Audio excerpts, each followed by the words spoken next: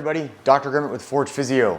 Today we are going over a quadruped into a downward dog. So a couple different names that I've heard this called is like a bear hold into a rock back, a hands and knees position into like a partial overhead press. Doesn't really matter, just the idea that we have the pressing mechanics cleaned up is what we are after. So a lot of times when we see people do a traditional downward dog, we'll see them create this weird kind of like hinging pattern to where they're really arching in their back and they're not creating any tension in their hands and they're just kind of hanging out and stretching that shoulder. So I'll give you an example of what I mean. So if I'm in like a plank position and I'm rocking back into a downward dog, they'll just tuck their chin and they'll reach through that window, so to speak, and just kind of hang out on their shoulders. And then a lot of times people will arch their back in kind of an awkward setup. So what we're trying to do is we are trying to build tension, what we would call distally, in our hands to be able to press away from the floor, to be able to get the shoulder girdle moving like we want it to, and essentially pulling that shoulder blade around your rib cage. So if you need to start entirely on your hands and knees, that's fine.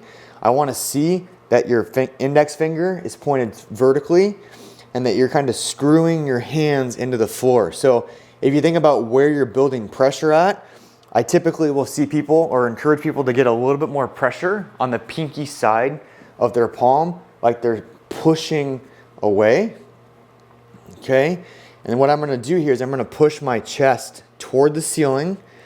It's gonna get me a little bit of rounding in my upper back, and I'm gonna drive my palms into the floor as my heels come back toward my butt. So that would be a regress position. If that really bothers your feet or your knees, you can point your toes and then drive those palms through the floor.